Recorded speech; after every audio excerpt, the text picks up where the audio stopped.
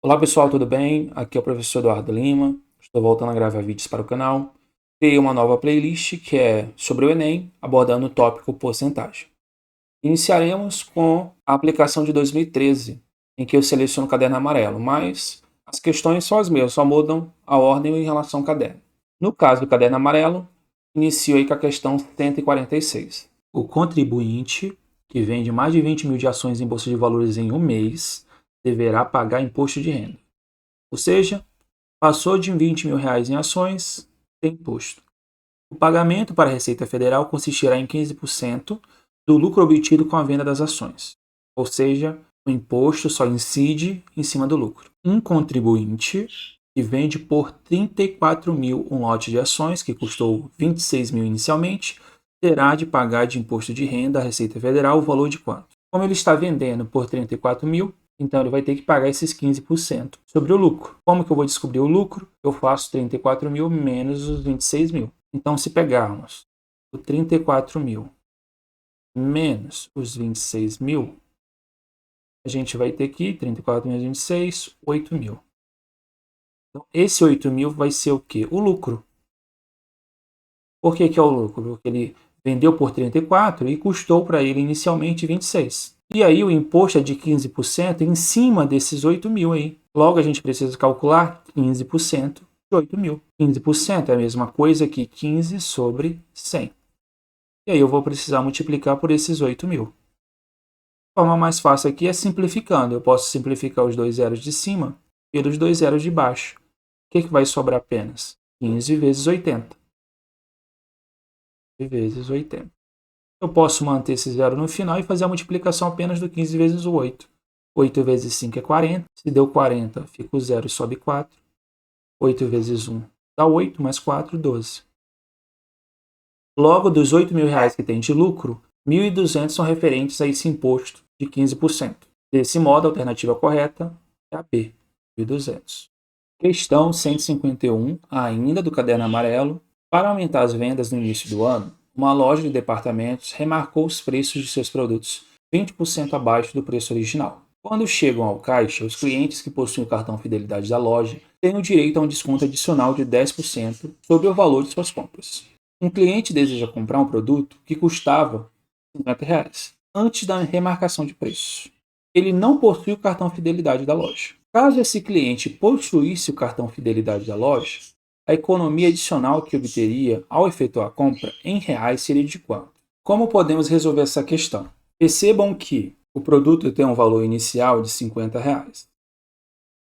E aí todo mundo vai ter um desconto de 20%. Então R$ 50 vai sofrer um desconto de 20%. Então eu vou ter um novo valor. E no caso, o cliente que está sendo tratado aqui no exercício vai pagar esse valor.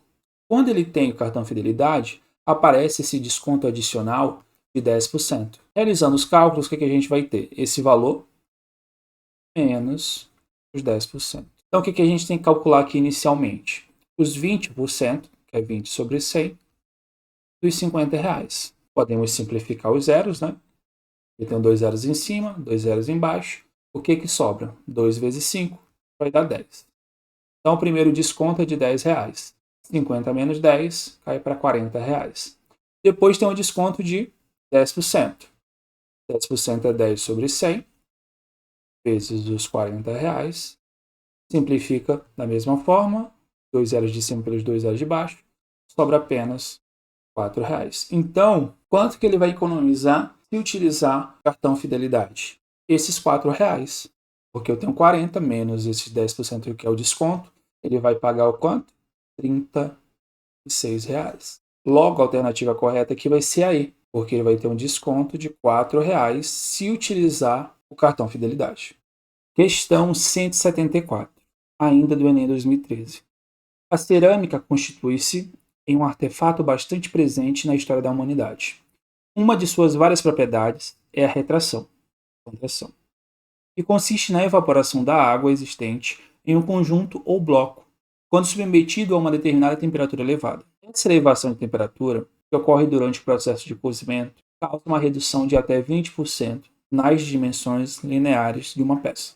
Suponha que uma peça, quando moldada em argila, possuía uma base retangular. cujos lados mediam 30 centímetros e 15 centímetros. Após o cozimento, esses lados foram reduzidos em 20%. Em relação à área original, a área da base dessa peça, após o cozimento, ficou reduzida em quantos por cento? Então percebam o seguinte, temos esse retângulo inicial que possui 30 centímetros em um dos lados e 15 centímetros em outro lado. Como o exercício quer saber em relação à área original, eu preciso primeiro determinar a área original. A área original aqui, ó, vou chamar de AO, vai ser, como é um retângulo, comprimento vezes largura, 30 vezes o 15. Então, minha área original vai ser 30 vezes 15, coloco o zero no final, 15 vezes 3, 45. Então, minha área inicial, minha área original aqui, é 450 centímetros quadrados. E aí, percebam que o exercício fala que linearmente ele reduz 20%. Então, se eu pegar aqui esses 15 centímetros e reduzir 20 vezes 20%, que é 20 sobre 100, posso simplificar esse zero. 15 vezes 2, eu vou ter 30. E aí, sobre 10, posso simplificar, eu vou ter 3. Então, o que vai acontecer? Esses 15 centímetros, como vão reduzir 20%, e 20% corresponde a 3 unidades, no retângulo reduzido, então, nós teremos o quê? Nós teremos a área igual a o comprimento que a gente precisa calcular, vezes a largura que a gente já tem aqui, 15, que cai 3 unidades, 15 menos 3 vai para 12 centímetros. Agora, se eu fizer a mesma coisa com 30, simplifico os zeros, 3 vezes 2 dá 6, 6 dividido por 1 vai dar 6. Então, vai reduzir 6 unidades. Então, do 30, a gente vai chegar no 24. Aqui eu utilizei realmente a montagem da porcentagem, 20%, 20 sobre 100. E fiz a multiplicação. Eu poderia fazer apenas a divisão por 5. Por que a divisão por 5? 20% é a mesma coisa que 20 por 100, que a gente viu aqui inicialmente. Se eu simplificar esse zero, fica 2 sobre 10. Se eu dividir aqui em cima por 2 e aqui embaixo por 2, para simplificar novamente, eu fico com 1/5. 1/5 de alguma coisa é você pegar essa coisa e dividir por 5. Então, se eu fizesse isso, eu já ia obter esses mesmos resultados. 15 dividido por 5, eu vou obter 3, que foi o que obtivemos aqui. E 30 dividido por 5, vou obter esse 6, que é o que vai reduzir, né?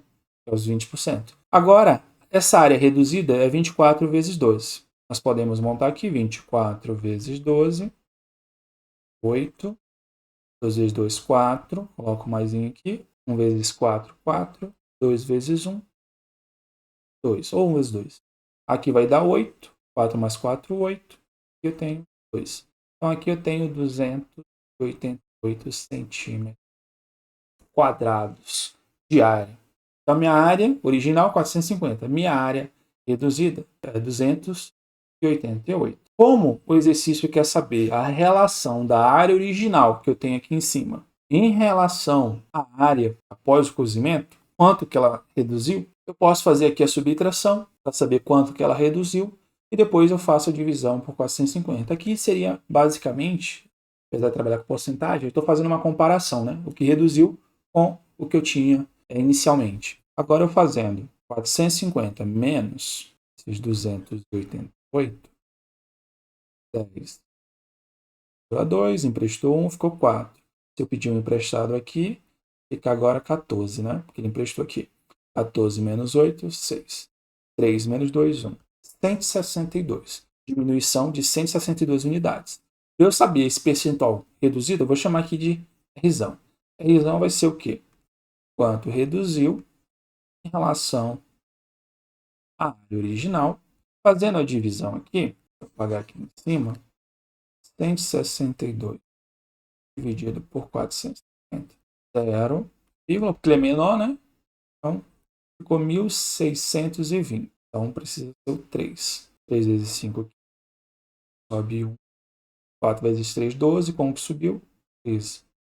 Vou ter aqui 1.350. E dá 0, né? Se eu fizer a subtração, é de emprestado 12 menos 5 dá 7. Como ele emprestou 1, agora aqui vai ficar 5, né? 5 menos 3 dá 2 e 1 menos 1, 0. Agora eu tenho 270. Se eu quiser continuar a conta, eu preciso colocar um 0. E aí, 2.700 dividido por 450. Olhem aqui, ó. A única que começa com 3 é a C. Provavelmente deve ser 6, né? 6 vezes 4 é 24. Aí vai ter que somar ali o que vai subir. Então, teremos aqui, ó.